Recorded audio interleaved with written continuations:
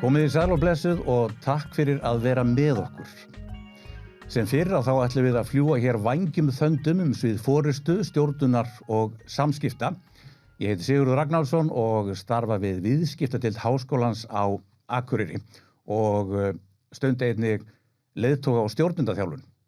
Nú í dag þá heiðrar með heimsókn sinni engin annar en Eyjólfur Guðmundsson. Hann fráfarandi rektor Háskólans á Akureyri en hann hefur leitt háskólan undanfarin 10 farsæl ár. Nú áður en hann tók við sem rektor að þá starfaði hann sem sviðsstjóri greiningar og aðalhagfræðingur hjá tölvuleikjafyrirtækinu CCP og þar áður var hann forseti viðskipta og raunvísindadeildar Háskólans á Akureyri. Hjartanlega velkomin Eyjólfur. Takk fyrir og takk fyrir að fá mig í settið. Það eru tímamót framundan.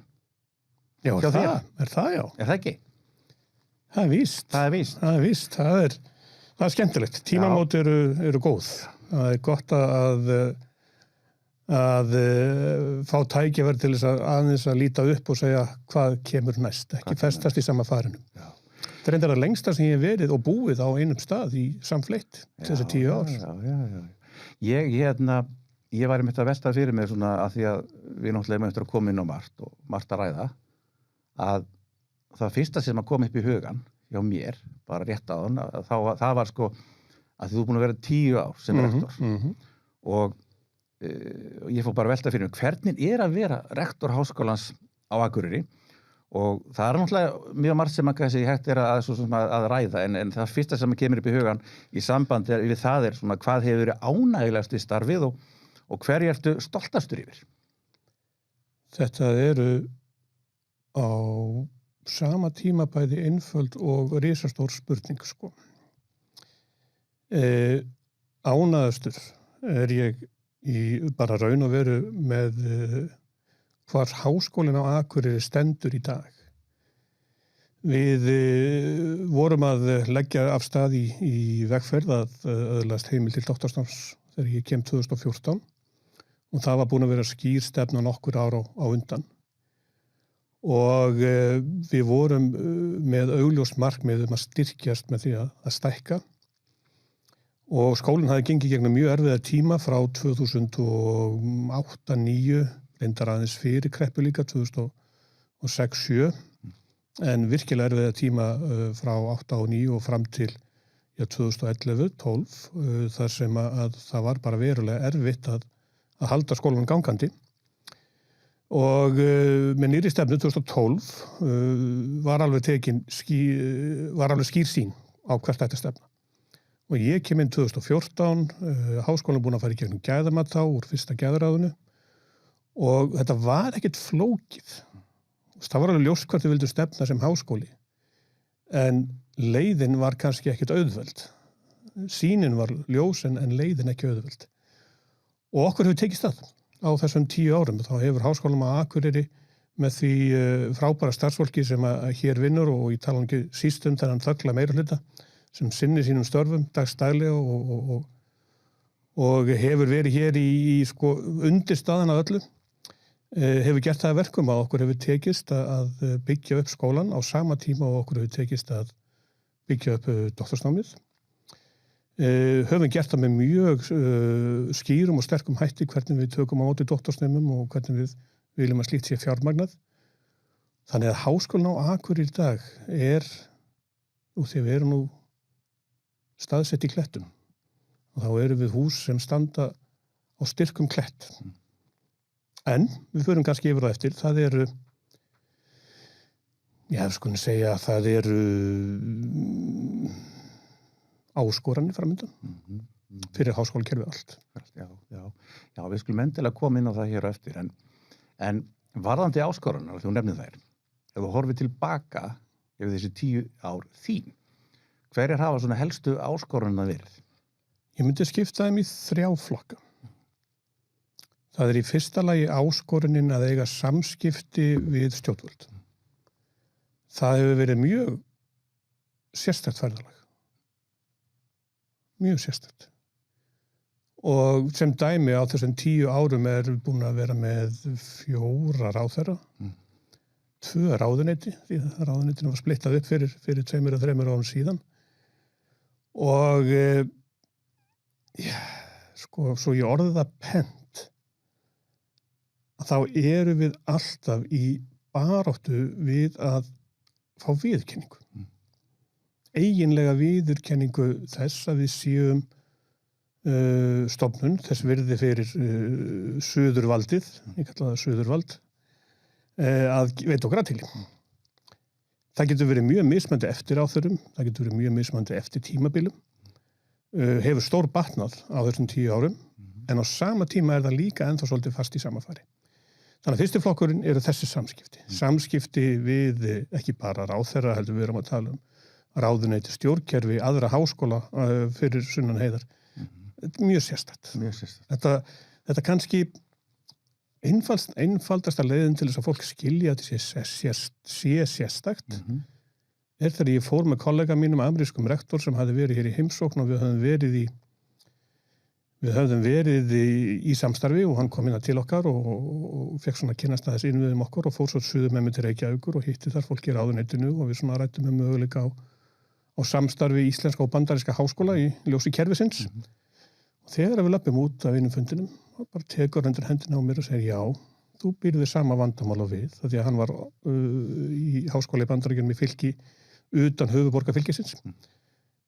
Þeir koma fram við ykkur sem annars flokks þegna. Það er ekkert annað. Það var ekkert annað. Ég ætlaði einmitt að spyrja þessu, og hvernig það myndi birtast á þetta? Það birtist bara í yfirlæti, það birtist í hvað eru þið að gera, akkur ætli þið að gera svona. Við áttum rosalega mörg ár umræðuna hvort að háskólinn á Akureyri var í fagháskóli. Það voru alls konar svona skrýtnar að okkur fannst hugmyndir hvað væri. Mjög skemmtilegt einu sem fengum við bankar á Landsbankast í heimsókn. Ég vona að ég sé ekki að kjafta frá einhverjum með því að segja frá því. Sko, það var svo ótrúleg upplifun og hún först í kollinum á mér ennþá að eftir að þau komu og við kynntum starfsemin og svona og þá kom svona furðu svipur á 2 meðlim í bankaraðinu og ég svona, já, hvað þau? Þau bara áttum okkur ekki á að vera svona stórt og mikið. Og ég bara, sem kannski eðlilegt, en það sýnir hvað fólk hefur bara enga hugmynd og ég svona velti fyrir mér áttu þau von á torfkofa. Hverju áttu þau von að því að þau vissu fyrirfram hvað skólinn var stór og svo framvegis. Þannig að þetta er einn flokkurinn, þú varst að spyrja áskorunar og það er þetta eilífa samtal. En það hefur samt verið á réttri leiði, það hefur verið jákvæð þróun síðustu árin eða hvað? Það hefur farið alls konar leiðir og við höfum farið áfram en við höfum líka farið í hringi. Farið aftur og bak og svo aftur áfram og þarna skiptir verulega miklu máli hvernig ráðherrann kemur fram. Það skiptir verulega miklu máli hvernig undirmenn í ráðuneytinu koma fram og ég myndi vilja meina að með breytingunni til dæmis yfir í háskóla, vísinda og nýsköpunarráðuneyti þá fengu háskólamálum bara meiri svona hærri sess í stjórnkerfinu. Og eftir þá breytingu finn ég töluvert mikið mun á því hvernig að eiga samskipti við ráðuneytið af því að þau eru líka sko að hugsa háskólan sem kerfi. En á móti kemur að þá kemur upp krafan, þetta kannski á margir háskólar, förum við þá eftir. Við gerum það. En þetta er einn flokkur. Annar flokkur áskorunar í raun og veru stjórnun í akademísku samfélagi sem að alveg sér kategóri af stjórnun. Og sérstaklega þegar lögin og reglugerðirnar eru skrifaðar í raun og veru í anda opinberra stofnunar en upplifun og óskir starfsfólks í anda klassísk háskóla með jafningja og lýðræði stjórn. Þetta tvennt skarast alls ekki neitt sérlega vel. Og oft á tíðum verða deilur innan háskólakerfisins vegna mismunandi túlkunar á hlutverkum og öðru slíku og þegar ég kemur inn 2014 að þá til dæmis alveg ljóst að eins og reglurnar voru skrifaðar þá og þá voru þær að valda ruglingi því að við kölluðum það sem Háskóli Íslands kallaði háskóladeild, það kölluðum við svið og það sem Háskóli Íslands kallaði námsbraut, það kölluðum við deild.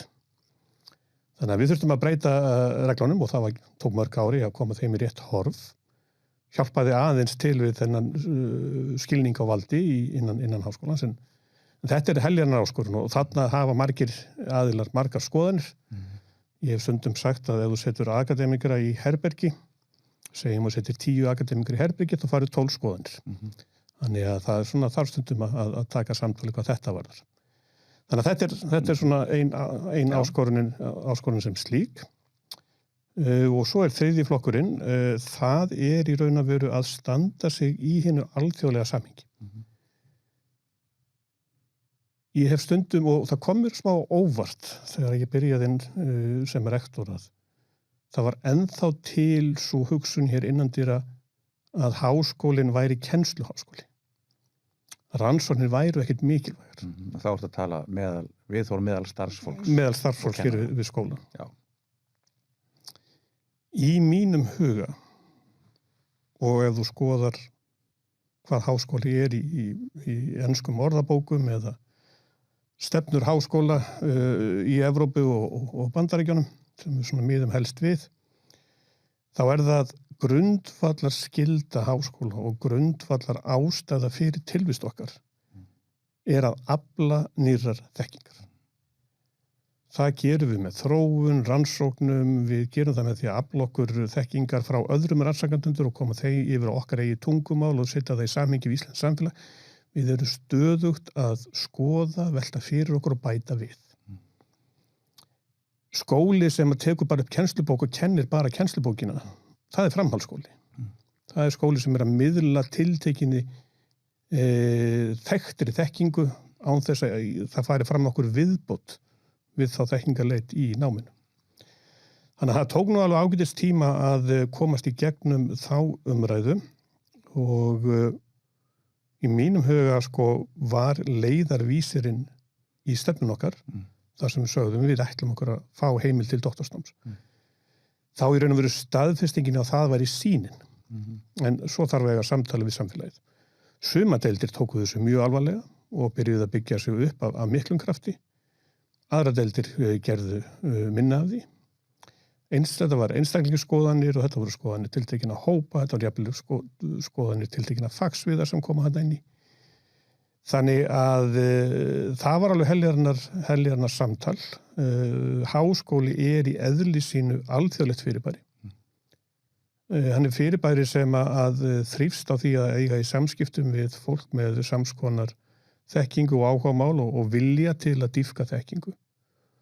Og við verðum að vera fær að vera hluti af því samfélagi. Þetta þrennt svona grundvöllurinn að þeir svona stóru áskorunum sem að rektor þarf að takast á við á hverjum tíma. Og það sem verst hann hefur ekki með svona 10% vinnutíma sínum til að sinna þessu. 90% eru dagleg verkefni, áreiti, álag sem kemur annars staðar frá. Já. Þannig að það kannski bara þá mjög auðvelt að íta þessu til hliðar. Eða hvað? Þá ég ekki að tala að sinna þessu ekki Nei. En þetta verður svona óvart kannski mæti afgangi eða hvað? Það hætta á því. Já, en ég held að mér hafi tekist að hafa þetta alltaf sem hluta af heildarsamtalinu. Og þegar við vorum að taka ákvarðanum að gera ákveðna hluti, þá var það vegna þess að þetta var alltaf grunnurinn ákveðnum við ákveðum að byggja upp með þessu doktorsnáms. Gera það sameiginlega til þess að tryggja gæðin. Við ákveðum að setja aukna fjármuni í doktorsnámsleyfi starfsmanna vegna þess að það var hluti af því að ná upp hlutfalli doktorsmenntara starfsmanna við skólan. Það var hraðasta leiðin. Framtíðin þarf þess ekki. Nú miklu meira framboð af doktorsmenntuðu fólki, þannig að í framtíðinu þurfa að þá nálgast þetta með öðrum hætti. Þannig að þessar ákvarðanir sem hefur verið að taka daglega rekstur og árlega rekstur tekur í þessum anda. Ég hef líka orðið var við og það hefur svona verið ákveðin áskorun sem að ég hef svona sjálfur ekki alveg geta komið nægilega vel frá mér að við áttum fína stefnu 2012 til 2017 og áttum góða stefnu 2018 til 2023 en við vorum kannski ekki nógu dugleg og ekki ég sjálfur sem rektor þó svo ég talaði alltaf það á öllum ársfundum og öðru slíku það bara svona í okkar daglega talið að minna á að þetta kemur að því að þetta stendur í stefnumótuninni. Fyrir mig var það plagg sem var bara fast í heilanum þannig að þegar einhver það var svona heilalím límt í heilan þegar kom einhver spurningum ákvarðantöku og hvað ætlum að gera þá alltaf mátaði maður alltaf við ætlum að gera svona jú, þá bara fittar það ágætlega þarna inn í, þannig að við höldum áfram að þeirri braut, en við ætlum ekki að gera svona, þannig að þá kannski gerum við þetta ekki, sko. Okay. Þannig að svona heilt yfir, með þessar áskorunum, þessar 3 kategóríur, í raun og veru, að þá gengur þú sáttur frá borðið með það. Þetta var... Sko, að vera sáttur. Já, hvað er að vera sáttur? Hvað er að vera sáttur? Sko, ég er sáttur út frá þeim forsendur sem við höfðum. Já. En ég er kannski ekki endilega sáttur við forsendunar. Nei, ég skil. Og þá tengist það líka til dæmis inn á samtalið við stjórnvöld. Ég tel að stjórnvöld hefði getað styrt mun betur við bakið á okkur sérstaklega árunum 2017, 18 og 19 þegar hér var mikil aðsókn og við vorum farin að takmarka fjöldan sem er alveg surrealist og dæmi það hvernig við náum ekki orðræðinni. En kerfinu fannst bara fullkomlega eðlilegt að eini háskólinn sem starfaði utan höfuðborgarsvæðisins á breiðu sviði hjúkrunarfræði, menntavísinda sem var ákall honum var gert að takmarka fjöldan af því að það var stefna stjórnvalda að ýta ekki undir fjölda heldur frekar gæðin. En betur, af hverju var það stefna stjórnvalda? Var það vegna þess að Háskóli Íslands hafði ekki séð nægilega mikla aukningu árun undan og þetta var besta leiðin til þess að þurfa ekki að taka af þeim peninga. Ég fekk það svolítið á tilfinninguna, sko. Þannig að, sko, það svoleiðis lagað, ég get ekki sagt að ég sé sáttur við það sem kom þar út. En með það sem við höfðum og með það sem við höfum gert með það sem við höfðum, er ég mjög sáttur við niðurstöðuna út frá því, sko. Já, og eins og staðan í dag, vegna þess sem ég vil líka hugsa Já. Af því að við möttum að fara yfir sko fórustu og hvað þú veist hvað þér einkenna sko til dæmis aðbörg og leiðtoga og þá má alveg tengja það líka þá til dæmis við þarna að því þú varst að tala þessa áskorun sko varandi reglurnar og síðan náttúrulega bara jafningjastjórnun innan skólans þú veist eins og staðan er núna þegar þú ert að ljúka þinni vakt þá kom upp þessi hugmynd í kollinu mér til dæmis þú veist ég hugsa býtu allum eiginlega finnst erfitt að hætta. Þú spyrð Sigurður, er erfitt að hætta? Svarið við því er nei, það er ekki erfitt að hætta. Nei. Eins og ég sagði við áðan, þá er þetta það lengsta sem ég hef verið í starfi samfélag. Samt hef ég ekki oft skipt starf, það var yfirleitt verið 7-8 ár þar sem ég hef verið, menn að ég lík mínu bakkalárnámi einhvern tímann sent á síðustu öld, starfa í Reykjavík í 2 ár þar á eftir, fer þá til Bandaríkjanna í 6 ár, flytt svo norður hingað og starfa við deildina, sjávarútvegsdeildina og svo auðlindadeild og svo deildarforseta eins og þú komst inn á áðan, milli 2000 og 2007, fer þá söður aftur og starfa fyrir CCP 2007 til 2014 og kemur svo aftur hingað 2014. Þannig að þó ég hafi kannski ekki, verið í mörgum störfum á þessari starfsæfi, að þá er ég samt sem áður ekki neitt mjög lengi á hverjum einstað og það er ákveðin svona ævintýra þrá í mér sem að ýtir undir það að pröfa nýtt. Bara alveg svo þegar ég tek ákvörðun að fara til CCP. Það var mjög skemmtilegt. Ja. Sko, margir sem spurði mig, deildarforseti gengi vel að aðlaga staðstæðum hér á Akureyri og aðlaga skólanum mjög stoltur og ánægður með það sem við vorum að gera hér. En sá þetta tækifæri og mér fannst þetta bara svo óvenjulegt og skemmtilegt að mér langaði að prófa. Og það var fullt af fólki sem spurði mig, hvernig mér dytti þetta í hug að fara úr akademísku stöðu og í eitthvað tölvuleiki fyrirtæki. Og það fór eins og það fór og ég var þarna í 7 ár.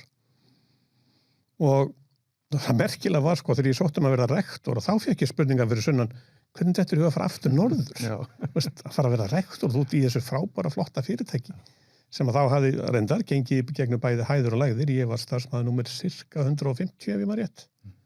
Þegar ég er ráðinn svona cirka, gæti að hafa verið 130 eitthvað, en það var undir 150, fór mest í 650 á því tímabili á þessum 7 árum sem ég var og var svona cirka 350 þegar ég hætti og er ennþá cirka 300 manns pluss sem að vinna þarna.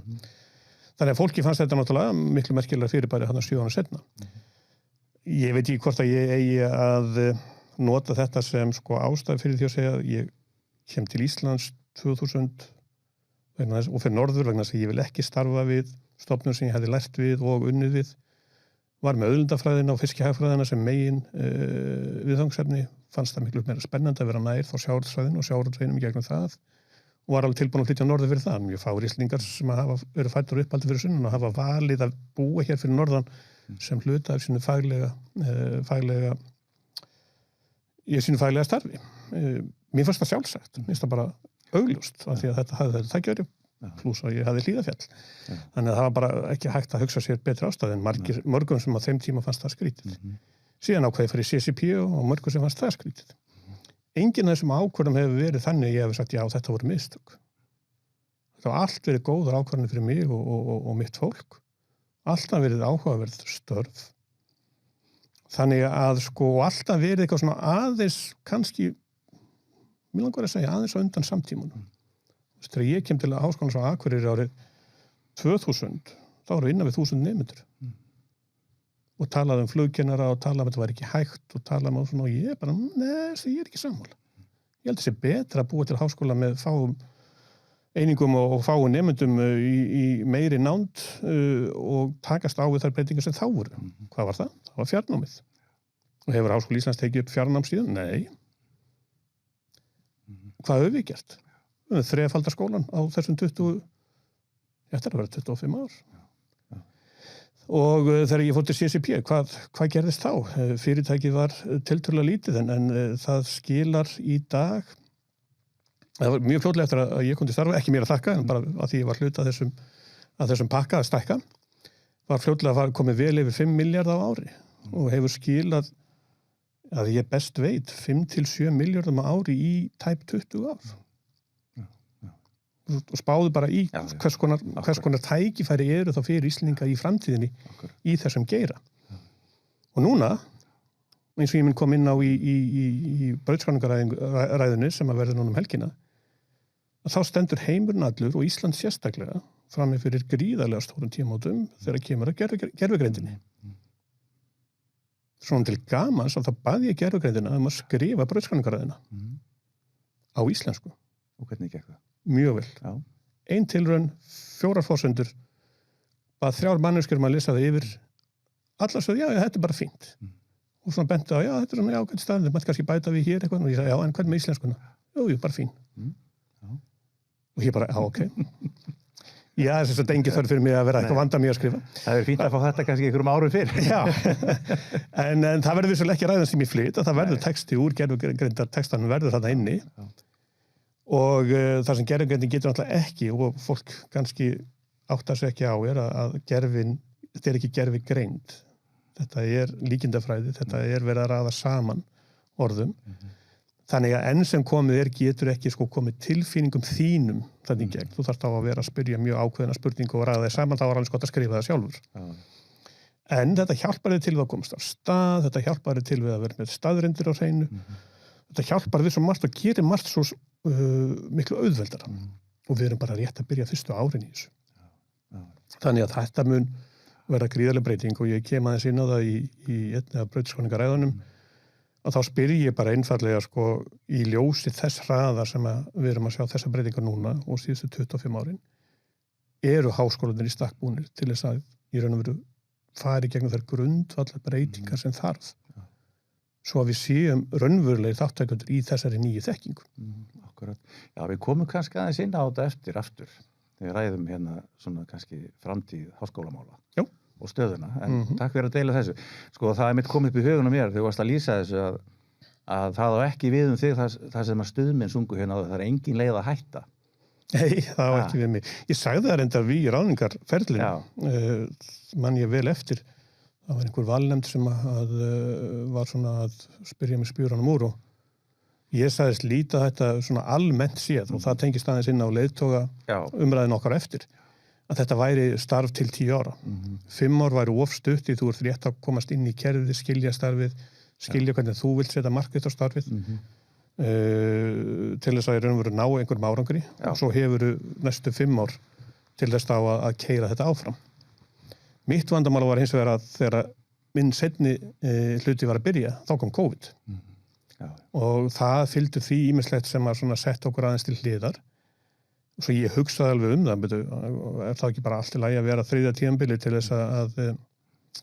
þess að reyna þá að koma þeim málum í gegn, en niðurstaðan var bara einfaldlega svo og af 2 ástæðum. Fyrsta ástæðan var svo að það var alveg ljóst fyrir 3 árum síðan að fjölskyldan var öll að fara suður.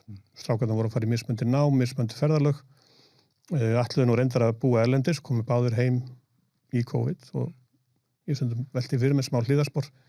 Við erum engan veginn ennþá búin að skilja þau áhrif sem COVID hafði á unga fólkið og þeirra val og hvernig bara þeirra líf snar breyttist við þetta allt saman og verður allt annað heldur en að hefði verið án COVID sko. Þannig að það á eftir að koma í ljós í framtíðinni. En það var samt sem áður ljóst að þeir myndu allir vera fyrir sunnan. Steinunn fékk starf fyrir sunnan og þannig að þá ég segi mér, ég finn nú ekki að vera í 5 ár einn hérna fyrir norðan. Og svo bara, það var ekkert sko sem ég vildi fylgja sérstaklega meira eftir komið doktorsnámið og þú getur alltaf endalega sagt, já, þetta en þetta. En svo þú hugsaður út í það, með doktorsnámið er komið, fjármálin er í lagi, við vöxum á hverju ári og vöxturinn á síðasta ári kom skemmtilega óvart og það stefnir í að við munum vaxa jafn mikið í ár. Út frá nemendafjölda. COVID reyndist blessun á endanum fyrir háskólakerfið því að við fengum aukna fjármuni til að ráða meira starfsfólk. Þannig að starfsfólk hefur fjölgað hér við skólan síðustu 2 árin verulega og miklu meira heldur en fyrstu 5 árin sem ég var hérna. Þannig ég hugsaði að mér sko, það væru engar brennandi ástæður fyrir mig sjálfan. Fjölskylda ástæðunar væru erfiðar aðstæðunar og 10 ár er bara góðu tími. Já. Þannig að nei, það er bara alls ekki erfitt. Nei. Heyrðu, takk fyrir að deila þessu með okkur. Þá ætlum við aðeins að skella okkur út í forystufræði, leiðtogafræðin. Já. Þú hefur verið að leiða þennan skóla síðustu 10 ár. Það er víst. Og verið náttúrulega í fleiri stjórnunar og ábyrgðarstöðum. Já, sko, ég er nú verið búin að vera í stjórnundarstöðu frá því að ég byrjaði við Háskólann á Akureyri 2001. Já. Í þeim skilningi að ég var mjög fljótlega komin inn í brautarstjórnun, deildarstjórnun og svo eins og þú sagði ráðan, það hét að forseti deildar, ég man ekki hvað ég köllum þetta. Já. Og sérstaklega til dæmis tók ég þátt í því og var fyrsti forseti eða deildarformaður sameinar deildarviðskipta og öldudildar. Já, akkurat. Þannig að þú hefur, þetta er langur tími og þú hefur verið að leiða og sinna ýmsum verkefnum, af því að eins og með forystufræðina, það sem er svo mikilvægt er það að tengja hana við raunveruleikann og þetta byggir náttúrulega bæði rannsóknum og reynslu og svo framvegis og ólíkri reynslu og það er verið að skoða ýmsa hluti hvort sem eru fyrirtæki stofnanir eða fólk að vinna saman, það er alls konar en svona að þínu mati, ef við myndum aðeins hugsa sko, hvað er það sem að þér finnst einkenna farsælan leiðtoga eða forystumannesku og það má kannski líka þá hugsa þetta út frá því sko hvernig getum við verið að auka líkurnar á því að leiða með farsælum hætti? Skilju hvað ég á við? Já, ég skil hvað átt við, en nei, ég er í raun og veru ekki sammála spurningunni. Já, ég lát heyra. Hvað er farsæl háttur? Hvað telst góður árangur í stjórnun? Ég hef lesið margar stjórnundabækur, ég hef ekki tekið sérhæft stjórnundanám, en ég hef lesið margar stjórnundabækur og ég hef sótt sérhæfð námskeið bara persónulega þjálfun, einstaklingsþjálfun og fyrir í þjálfun í stærri teymum, svona í tengslu við mín störf.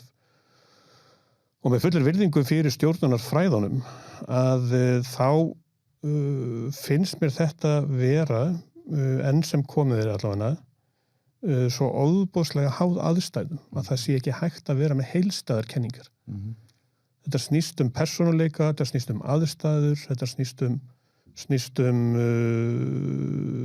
sko hæfileika einstaklingsins til að meta aðstæður á þeim tímapunkti. Okay. Og fyrir mér er kannski hluti og grundvalla vandamála þeirra vandræða sem eru í samfélögum hins vestræna heims í dag er skortur á því að eiga sameiginlega sýn. Okay. Það að eiga sameiginlega sýn velur þann leiðtoga til að komast á þann stað. Það er ein bók sem hafði mikil áhrif á mig sem ég lendi oft í að lesa aftur og ég fer í einhver aðra bækur og hugsa alltaf, já, þetta var líka hjá honum. Og það var hann Stephen með The 7 Habits of Highly Effective People. Já, ég þekki hana. Og það er bara svona lítið lærdómsitt það hvernig þú getur hagað þínu lífi betur til þess að ná árangur með öðru fólki. Já, sem ég held að sé grundvallaratriði, bara hvað er það sem þú gerir sjálf? Það sem ég er að hugsa, Eyjólfur, og þú nefnir þetta, mjög athyglisvert að sko samkvæmt svona þessum forystufræðum að þá getum við sagt sko að það þarf að taka til þessi 3 þátta. Engin fyrirlestur neitt svolítið, bara við maður ræði þetta er að segja eins bara örstuð frá þessu. Þú veist að það er leiðtoginn eða manneskjan sjálf sem er í leiðtoghlutverki að það eru fylgjendur, því það er engin leiðtogi án fylgjenda nema maður sé þá bara leiða sjálfan sig, en við gerum það sem við gerum stundum. Við þurfum líka að gera það kannski, og ekkert kannski. Og síðan eins og þú segir, þá eru aðstæðurnar, þú veist, það er kringumstæðurnar, stundum getur haft áhrif á það, stundum ekki. Og varandi sko farsaldið árangur og þá þarf að skilgreina hann þá þennan árangur eða farsaldana hverju sinni eins og þú gerir þegar þú kemur hingað sem rektor fyrst að þá setur þér, það er ákveðin sýn og það er ákveðin markmið sem er komin fyrirfram þannig að þá metur árangurinn út frá því hvort að þú sést að ná þessum markmiðum og þessari sýn eða eitthvað. Ég gerir það. Þú gerir það, já. Sem leiðtogi. Já, og það á að vera samkvæmt þessum fræðum sko. Já. En vandamálið í jafningjastjórnin eins og hér það er bara fullt af fólki sem er ósammála og ætlar sér bara aðra leið. Já, og þá er ekki sammála sýnin eða markmiðin. Hefur greinilega ekki verið það, eða það er bara með ákveðna sýn og er ekkert tilbúin að ræða neitt annað. Og aftur þetta með aðstæðunar. Já. Sko, ég hef mjög gaman að því að lesa mannkynssöguna og setja sig í fótspor þeirra einstaklinga sem hafa þurft að taka ákvarðanir. Og ég líti ekki á þetta sem fyrirmyndir en ég líti á þetta sem dæmisögur og mér finnst til dæmis Churchill óbúðslega áhugaverður karakter í þessu samhengi. Hann er að ströggla allt sitt líf í sínum verkefnum og gerir alls konar, er svona hálfgerður ævintýramaður og tekur þátt í verkefnum sem eru mikil hneisa og valda miklu tjóni og hann tekur þátt í alls konar pólitík. Á endanum endar hann samt sem forsætisráðherra Breta á einum mikilvægasta tímapunkti í sögu breska heimsveldisins. Og það má alveg spyrja sig hvort að ef það hefði verið einhver annar í forystu fyrir Bretland 1939, hvort að 1940 þegar hann tekur við og stríðir orðið, og hann er ekki í forsætisráðherra þegar seinni heimsveldin hefst. En þegar hann tekur við og tekur þá afstöð að berjast, þjóðin var klofin, hann var með einhverja fylgjendur, það voru líka fullt af fólki á mótið og þú talar að fylgjendur væri hluta af þessu. Hann tekur bara, þetta er sýnin, þetta er það sem ég ætla að standa fyrir, nú höldum við áfram. Og svo náttúrulega var hann frægur fyrir sína ræður og allt þetta sko. En hvers vegna tekur hann þessa ákvörðun? Á hvaða gildum er hann að byggja hann? Af hverju gat hann gert þetta? Og svo framvegis. Og svo líður sagan og ég ætla ekki að fara yfir sögu seinni heimsstyrjöldina hér. En það sem er svo áhugavert leið og heimsstyrjöldin búin, leið og aðstæðurnar breytast. Þá er hann hafnað sem leiðtoga fyrir þjóðina. Og það er, ímyndaði bara hvað aðstæðurnar skiptir miklu máli fyrir leiðtogan og leiðtoga hlutverkið akkurat þarna og hvers konar leiðtogi væri ætti að vera á þessum tíma. Sko þarna dettur mér hug þegar maður er að skoða leiðtoga eða fólk sem er að ná árangur og það er þá að skilgreina þessa sýn sín og árangur og markmiðum til þess að ná því.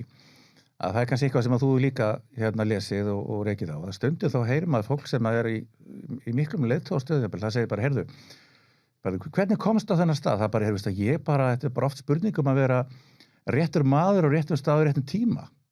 Þá er ekki að gera lítið úr persónuleikum eða hæfileikum og þekking og það er til stað. Við gerum ráð fyrir það sem til stað. Það getur alveg verið þannig, sko, en þú getur líka tekið ákvörðunina sjálfur það hvort þú ætlir að vera á þessum stað, á þessum tíma. Og það er nú annað sem að horfa á tæknigeran. Það er rosalega áhugavert að sjá hvernig mismunandi karakterar þar eru að ná árangri. Er Elon Musk að ná árangri? Ef þú hugsar tæknilega hvað varðar að koma gervitunglum og brautum jörðu? Já. Hraðinn á þróunni því líkur það annars hefur ekki sést. Ef þú hugsar að breyta bílageiranum? Já. Ef þú hugsar að koma á sáttum í samfélaginu og eiga góða orðræði pólitík? Nei. Og alla söguna Twitter og allt sem er í gæða X sem er í gangi þar. En það er einstaklingur með mjög einstrengingslega sýn og þarf hann fylgjendur, vissulega þarf hann fylgjendur, en sko hann þarf ekki alla fylgjendur. Og hann segir bara, ertu með mér? Já, ok, fínt, þá vinnum við saman. Ef þú ert ekki með, þá ertu bara farin út. Tim Cook leiðir Apple með allt öðrum hætti í dag, heldur en gert var í fortíðinni. En forveri hans, hann var nú ekki beint þekktur fyrir góð mannleg samskipti. Og það var nú verið gerðar heilar bíómyndir það, þú veist hvernig ég er að tala það ekki? Steve Jobs. Steve Jobs sjálfan, sem að sko meiri segja, sko átti bara fatarskáp með 2 flíkum, galabúsum og svörtum ból, sko. Gekk helst berfættur. Erfiður í samskiptum, en náðan árangri. Já, hann var rekinn, af því hann náði ekki fjárhagslegum árangri. Svo var hann fenginn aftur, því að fyrirtæki var að fara á hausinn án hans.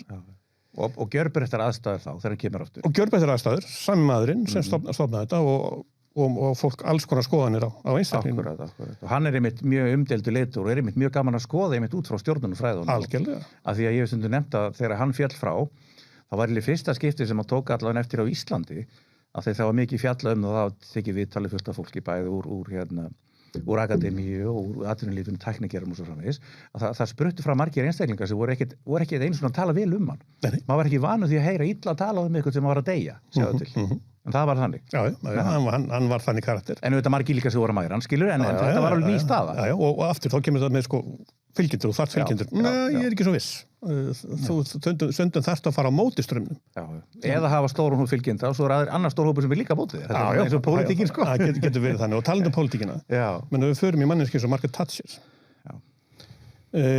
sem að sko er líka mjög umdeildur karakter og með mjög umdeildar sýn en tekur ákvarðanir sem eru mjög nauðsynlega fyrir breskt samfélag, en mjög erfiðar og höfðu gríðarlega mikil áhrif og hafa enn áhrif á það í raun og veru hvernig stéttaskiptingin er í bresku samfélagi í dag. Verða hann síðan saman við Elísabetu Bretadrottningu, sem að lifir það að nánast að hitta alla helstu leiðtoga heimsins og text með erfiðleikum kannski en text að vera þessi hvað ég var að segja, stóð og stytta þessi kjarni bresk samfélags, kjarni þess gildis að vera Breti er kannski svolítið kjarnaði gegnum hennar störf á seinni hluta síðustu aldar sko. Angela Merkel rétt manneskja á réttum tíma þegar er verið að sameina Þýskaland og hvernig hún kemur fram bæði sem persóna og sögulega og þekkir báða heima. Gerði hún vel eða gerði hún ekki vel, þá eftir að koma kannski í ljós núna þegar að reynir á samskiptum við Rússland. Þannig að sko fyrir mér er í öllum tilfellum ekki hægt að tala um einhver ákveðnum fræðum var fyllt. En það er alveg rétt sem þú segir að sko það eru ákveðni þættir sem þú verður að taka til sem stjórnandi.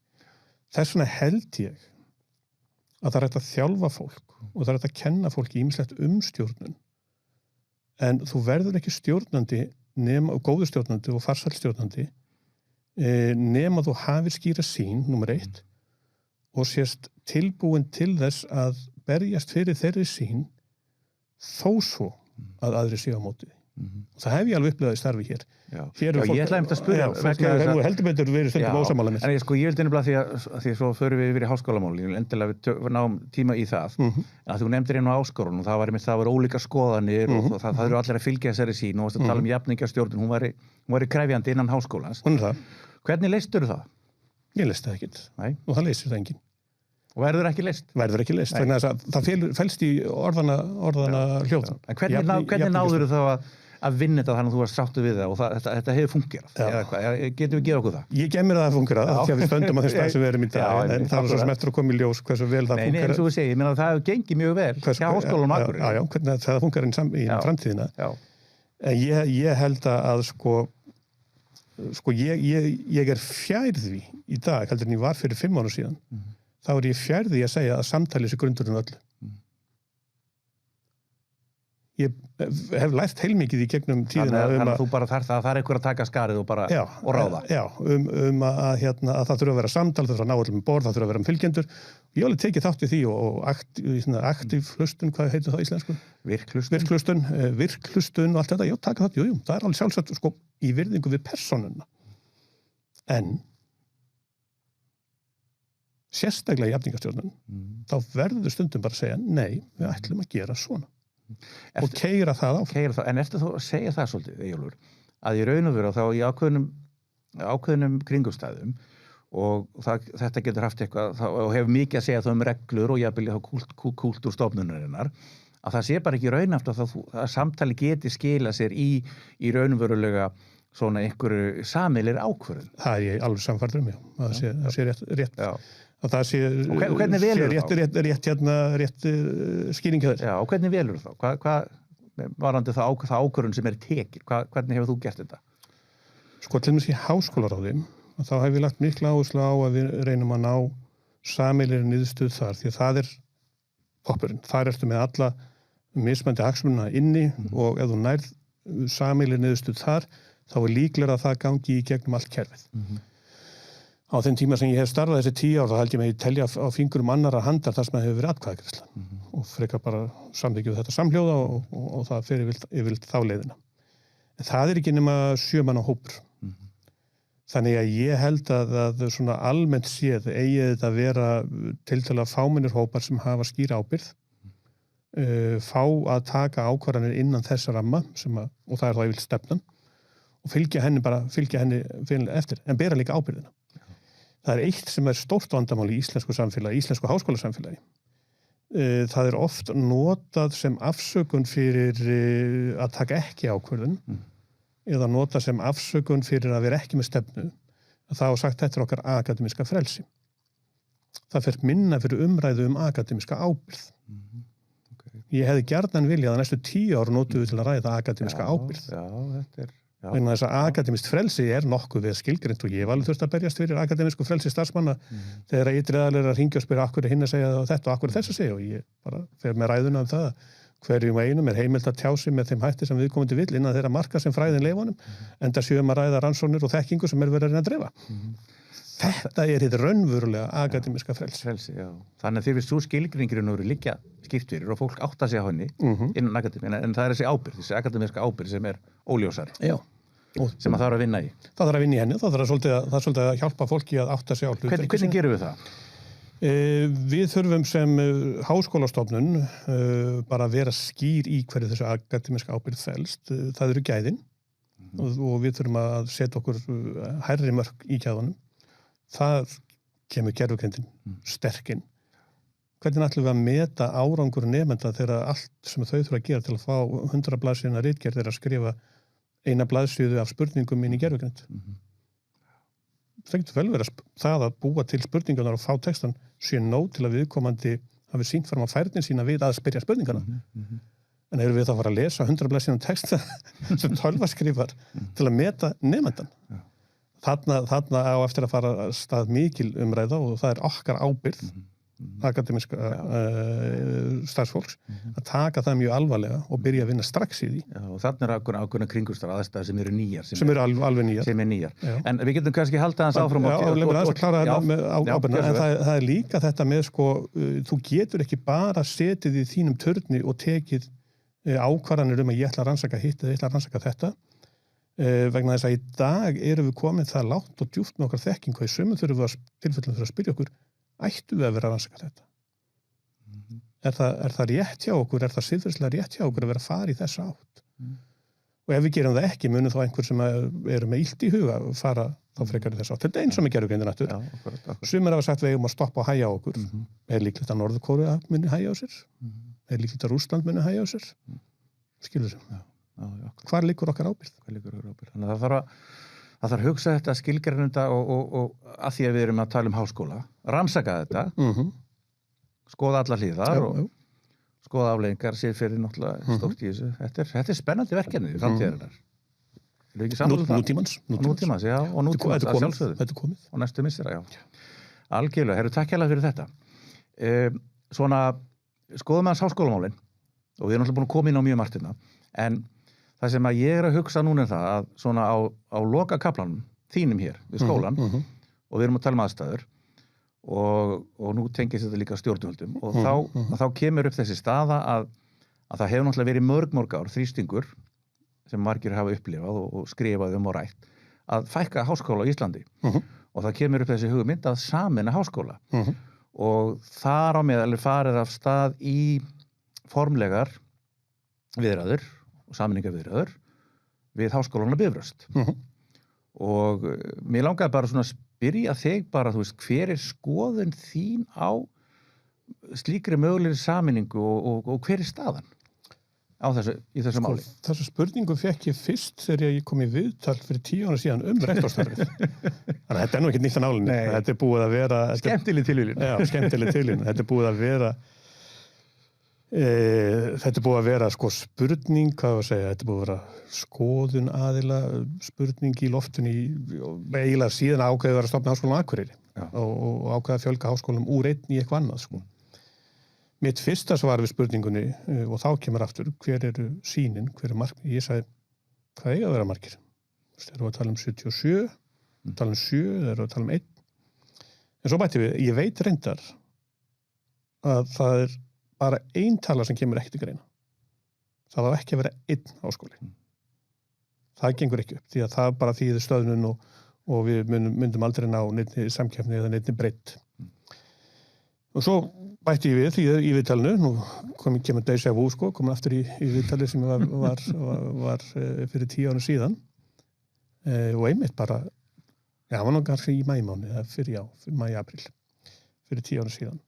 Og það sagði ég, en ef þið eru að tala út frá núverandi samsetningu og ef þið eru að tala sko út frá núverandi markmiði stjórnvalda, að þá væri líklega góð leið að vera með 3 eða 4 háskóla. Ef þú myndir velja 4 leiða aðferðina, 4 háskóla aðferðina, að þá væri það sem sagt 1 stór háskóli, opinber, 1 stór háskóli utan höfuðborgarsvæðisins, opinber, 1 einkaháskóli á höfuðborgarsvæðinu og 1 listaháskóli. Og ef að og þá myndir einkaskólinn sameinast í 1 stóran og allt þetta. En ef að það væri 3, þá myndir listaháskólinn væntanlega sameinast einum af hinum einkaskólum á þeim tímapunkti. Þannig voru aðstöðuð þá. Það sem gerir og hefur breyst síðan þá er að skólarnir hafi þróast með mismunandi hætti. Við og Bifröst höfum verið að þróa okkar fjarnám. Og meðan HR til dæmis hefur alveg tekið afstöðu gegn fjarnámi. Bara alls ekki, bara við ætlum að vera staðanámsskóli. Sem er í góðu lagi þeirra vegna, það er bara þá þjónustaðir fólk með þeim hætti. Háskóli Íslands hefur verið með þrýsting utanfrá að taka þetta upp en ekki alveg tekið endalega ákvörðun hvað þið ætla að fara djúpt í þetta.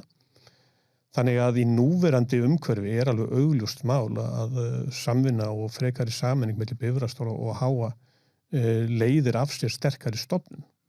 Og ef svo stofnun byggir á þenn grunni sem við höfum byggt hvað var það reglugerðir að vera opinberstofnun og svo framvegis og staðsett utan höfuðborgarsvæðisins með því sínar höfuðstöðvar hér, að þá erum við að uppfylla öllu skilyrði sem að tengjast upprunalegum tilgangi Háskólans á Akureyri. Talað sýnina sína að tala á það. Ég held að í raun séu allir sammála þessu svona sem stóra prinsipun. Þetta þýðir bara það að við erum með sterkari 3 deildir, viðskiptadeild, lagadeild og félagsvísindadeild. Tækifæri til þess að efla rannsóknir, tækifæri til að eflast í bara stærð og verða annars stærsti háskóli landsins, bara bókstaflega, strax. Það skiptir máli í tengslu flokkinn sem tölum áðan varðandi samskipti við stjórnvöld og annað slíkt. En staðurinn er bara svo að þegar þú ert komin að þá á þann stað að samtalið er orðið raunverulegt, að þá er það smáatriðin sem þvælast fyrir. Hvaða atriði eru það? Það er bara þetta venjulega, Bifröst kennir í 7 vikur, við kennum í 14 vikur. Atriði sem að tengjast tölvukerfum, atriði sem að tengjast starfsmannahaldi. Þetta er bara þessi litlu, innan gæsalappa litlu. Þetta eru svona þessi daglegu rekstraratriði, þegar fólk aftur sagði að þetta myndi hafa áhrif á mig svona og svona og þá fer kannski málið svolítið að flækjast. En á endanum erum við í samtalinu í dag áfram og þurfum að ljúka skilgreiningunni opinber stofnun. Hvað þýðir það? Og hvernig byggist hún upp til framtíðar? Já, og það er þín sýn að hvort sem að Háskólinn á Akureyri heldur áfram eitt sínsliðs eða með skóla til þessu Bifröst og þá verður það samt áfram opinber stofnun. Svo lengi sem stjórnvöld taka ekki ákvörðun að fara finnsku leiðina, og þá tel ég að við þurfum að vera opinber stofnun því að við erum ávallt í samkeppni við stóru opinberu stofnunna fyrir sunnan. Finnar völdu þá leið að vera með 2 konar eignaform á sínum háskólum. Það er annars vegar sjálfseignarstofnanir, sérstakar sjálfseignarstofnanir fyrir það sem þeir kalla Science University sem að mér líka nú alltaf illa við því að þetta er allt saman spurningum félagsvísindi eða náttúruvísindi og svo framvegis, þannig að það er svona ákveðin Það svona yfirbragð á því sem ég ekkert voðalega hrifinn af. En í mínum huga snýst það bara að þú sést með háskóla sem með nám á öllum námstigum og þeir séu sjálfseignarstofnanir. Út frá skilgreiningunni ekki for profit eða fyrir hagnað, ekki út af þeirri skilgreiningu að það sé einhver ákveðin rekstrarleg stjórn yfir því og háskólaráð sé eitthvað svona öðruvísi. Nei, það háskólaráð. Háskólaráð skipað af fólki sem í skóla þingi viðkomandi stofnunar þar sem fólk valið þar inn á þeirri forsendu og stofnun sem stýrir sér sjálf sem akademísk stofnun. En þeir breyttu allir kerfinu hjá sér og við þurfum að gera það sama ef við ætlum að gera það. Þeir eru líka með það form að það sem þeir kalla applied universities eða Íslendingar stundur nota fagháskóla sem mér finnst nú ekki alveg rétt orðið heldur. En það eru það háskólar sem eru kannski kendilega með doktorstóm. Og þeir háskólar eru hlutafélag og stundum eiga lokal yfirvöld, sveitarstjórnir, fagfélög og háskólar eiga þessa hluti. Til dæmis í Rovaniemi eru 2 háskólar hlið við hlið í sitt hvoru forminu en sjálfseignarstofnunin háskólan í Rovaniemi á stóran hluta í Applied University. Þau eru með sameiginlega stefnu. Það sameiginlega heildarstefna sem kemur síðan bara fram í mismunandi framkvæmd innan mismunandi eignarforma. Mér finnst það mjög áhugaverð leið til þess að því að Rovaniemi ekki nema 60.000 manna samfélag, bærinn sjálfur og þjónar held ég 200.000 manna samfélag í norður hluta Finnlands. Okay. En þá varandi mitt mögulega sameiningu eða samvinnu ef að verður, hvort það væri háskóla Akureyri í Bifröst eða eitthvað annan háskóla að því að þarna í raun og veru sjálfseignarstofnun, þarna í raun og veru svona bara eins og einkastofnun þannig að maður velta fyrir þessu kúltúr og öðru og það heyrst bæði jákvæðar og neikvæðar raddir á þessu stigi málsins, þú veist, eðlilega kannski bara en þannig að við veist áskorun og það sem kom fyrst upp í hugan á mér var raun og veru háskólann á Akureyri, hér slær hjartað okkar, það eru tilfinningar í þessu, þetta svolítið svona svo íþróttalið, þú veist, að það hefur ekki gengið að sameina Val og KR og maður hugsa Þór og Káa, skilur mig, þú veist, er einhverju svona hlutir, er einhverju svona bylgjulengdir hann sem að þarf að ég held að það sé alveg undirliggjandi í allir þeirri gagnrýni sem að fram hefur komið, það í raun og veru tilfinningar og ótti, og það einmitt hlutverk leiðtogans að geta stigið upp fyrir þær tilfinningar og þann ótt og spurt sig hvar verðum við eftir 10 ár, hvar verðum við eftir 20 ár og hverju þurfum við að breyta til þess að ná því. Það mun hafa afleiðingar fyrir alla, en það hefur líka afleiðingar að gera ekki neitt. Og við erum kannski svolítið á þeim stað í dag, Háskólann á Akureyri, að okkur líður vel, eins og kom inn áðan, við erum að standa okkur á öllum þessu viðum sem við eigum að standa okkur á. Þurfum að vera betri í að ná rannsóknarfé, sérstaklega stærri erlendum styrkjum eða rannistyrkjum. Engin spurning að það þurfa að bæta okkur. En heildar rannsóknarstig hafa farið vaxandi og eru bara vel á pari við það sem gerist á Íslandi. Reksturinn í jafnvægi, nemendafjöldin að aukast. Þannig að það alveg að segja, við þurfum ekki að breyta neinu. Ekki í dag, nei. En ef við byrjum ekki breytingar í dag, erum við þá í stakk búin til að takast á þessa framtíð sem við töluðum áðan í tengslum við gervigreindin og fleira, eða bara til að takast á við nýtt reiknilíkan. Hvaða forsendur eru það í nýju reiknilíkani eða réttar sett hvaða hvatar eru það í nýju reiknilíkani sem að verða drifkrafturinn í háskólakerfinu og eru við reiðubúin í það. Og þetta kannski bara á þessum nótum mitt, hvað myndir þú vilja sjá í rauninu fyrir Háskólann á Akureyri? Hver þín framtíðarsýn? Ég ætla ekki að tjá mig mikið mína framtíðarsýn, af því að við erum að fá nýjan rektorinn sem að ég hef fulla trú á að muni leið okkur áfram í þeirri þróun sem háskólinn hefur verið síðustu áratugi. Og við erum að vinna að stefnumótun, það eru komin góð drög að stefnumótun sem var farið yfir á síðasta háskólafundi. Þannig að ég vil ekki einhvern veginn svona tala mína sýn fyrir framtíðina, minnst það bara ekki viðeigandi á þessum tímapunkti fyrir stofnununa. Nei, en ég er líka svona aðeins að vísa mitt í þessa stefnumótunarvinnu og það sem að, hvað er verið að horfa langt fram í tíma núna? Það er verið að horfa 5 ár fram í tíma þar og ég held að svo vinna sér bara hárréttir leið. Leggjandi áherslu á þar sem við tala áðan með að sækja meiri erlendastyrki, styðja við innviði þannig að starfsfólki geti einbeitt sér frekar af því og svo frammeins. En sko sín fyrir háskólakerfið. Já, ég vil líka spyrja þig með út í það. Já, þar er ég miklu frekar til í að tjá mig sko að íslenskt háskólakerfi eftir 20 ár verður að vera miklu dýnamískara heldur en það háskólakerfi sem við erum með í dag. Takk, já.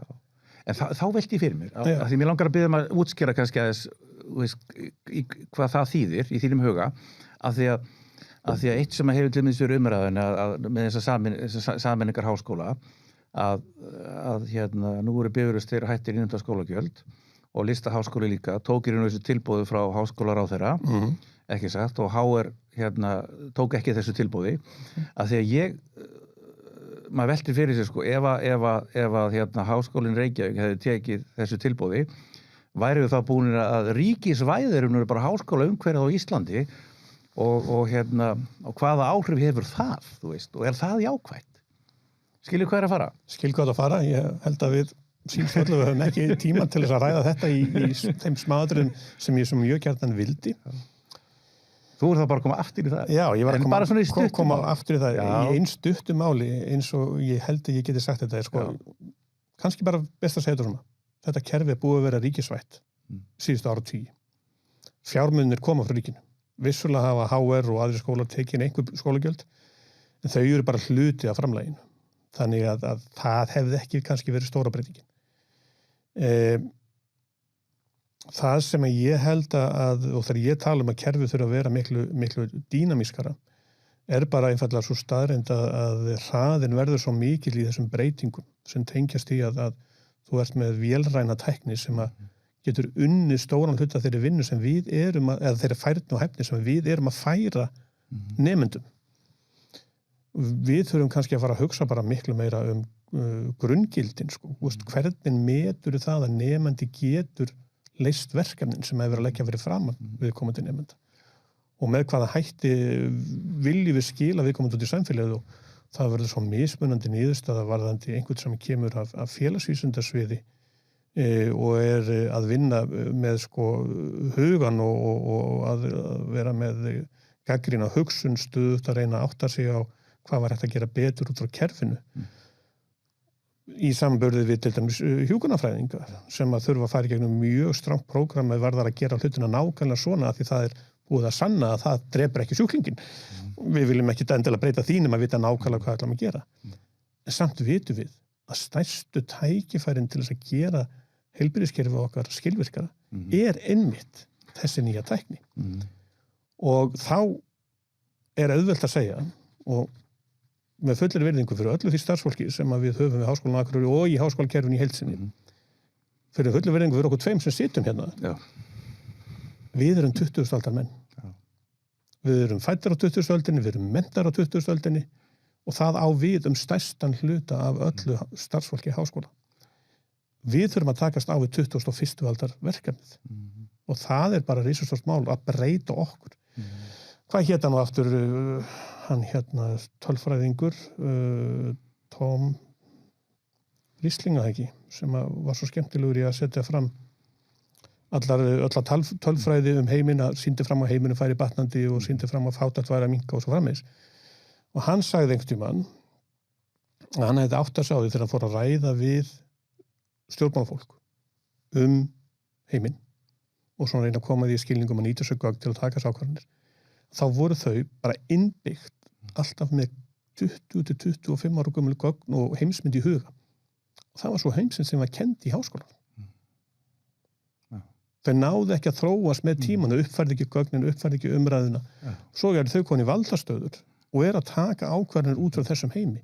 Og ég tengdi svo vel við þetta því að mér finnst ég svo oft vera að glíma við sko fólk sem ekkert af illu, heldur bara að það kemur úr þessum heimi, það bara kann þetta og veit þetta, en heimurinn á bakvið okkur bara á miklu hraðari ferð. Þannig ég skilði rétt, svona, þú vilt ramma þetta svona bara, þín framtíðarsýn, hvernig háskólar eru starfandi eftir 20, 30, 40 ár, að þá ramminn orðin meira svona sem þú ert að lýsa. Hann er kvikari. Hann er miklu kvikari. Miklu kvikari. Já. Sem getur líka verið slæmt vegna þess að stór hluti af því að háskólar hafa lifað núna í vestrænum heimi í tæp eða rúm 1000 ár að það ákveðin kjarni sem alltaf hefur fylgt eftir. Það kjarnin forvitnina, spurninguna, gagnrýna hugsunina Og kannski þurfum við að leggja meiri áherslu á þann hluta, kjarnan, í komandi áratugum, en síðan að aðlaga, og þessi dýnamiski hluti sko tólin og tækin sem verið að nota á hverjum tíma. Á þess að fara aftur í hina umræðina sko, áðan á orðið sameiningarna, maður svona að hugsa þetta svona heilstætt. Einmitt varðandi hvernig þetta getur mögulega lítið út í framtíðinni, veist, eins og best verður á kosi með það sem við vitum í dag, að það á við kannski það sem hefur átt við samt lengi, að við þurfum ákveðin fjölbreytileika. Engin spurning í mínum, já.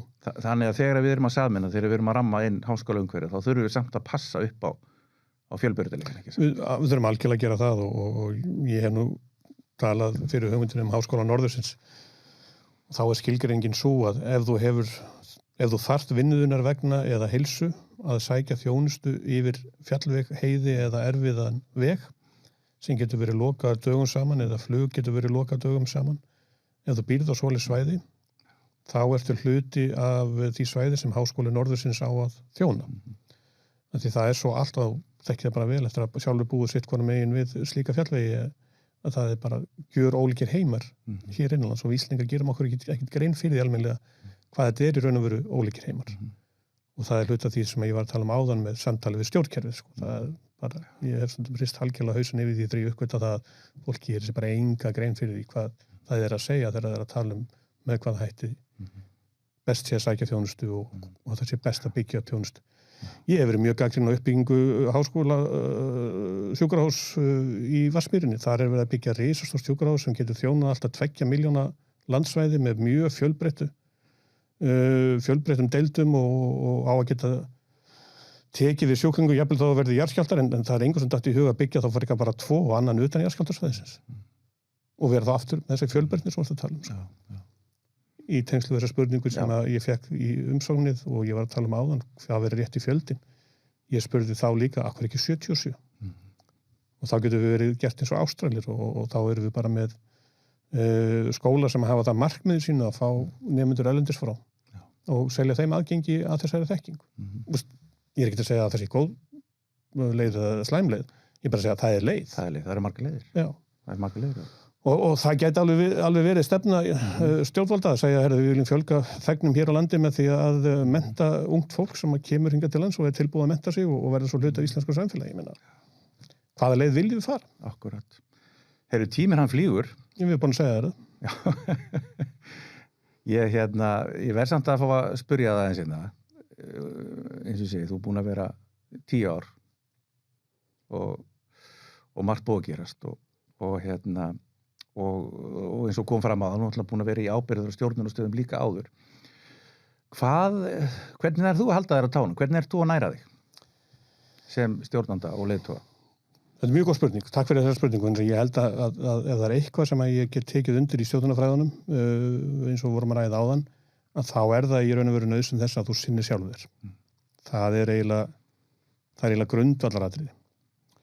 Ég hef sjálfur verið svo heppinn að í mínum störfum, bæði hjá einkafyrirtækjum og sem og við Háskólann á Akureyri, að þá höfum við haft aðgengi að þjálfurum og við höfum haft aðgengi og fengið til okkar fólk sem að hjálpar okkur að stýra ákveðna vinnu og ég hef bara leitað með beinum hætti með verkefni sem ég er með í mínum höndum og þarf speglun. Þá leita maður bara til fólk sem gefur sig út fyrir að vera stjórnundaráðgjafar og þó maður fær ekki á formleg námskeið að þá er maður stöðugt með einhvern sem maður getur speglað sig við. Þá höfum við rektorar líka bara verið stundum í persónulegum samskiptum, mismunandi alltaf milli einstaklinga en rektorarnir sjálfur tala mikið saman og það er bara mikill stuðningur af því að hlusta á að heyra hvernig fólk er að glíma við það. Svo alveg þangað til að COVID kom að þá var mín helsta leið til þess að halda mig líkamlega og andlega í góðu horfið, það var bara fjallgöngur og skíði sem að eftir COVID hefur því miður farið aðeins svo mikið niður á við. En það finnst mér rosalega góð leið að losna úr kraðakinu og komast á fjöll. Samkvæmt það er til að skíða eða ganga. Það eru þessar andlegu og líkamlegu leiðir sem ég fer fyrir mig út frá hinnu, lífræna, út frá hinnu lífeðlisfræðilega, kannski réttara.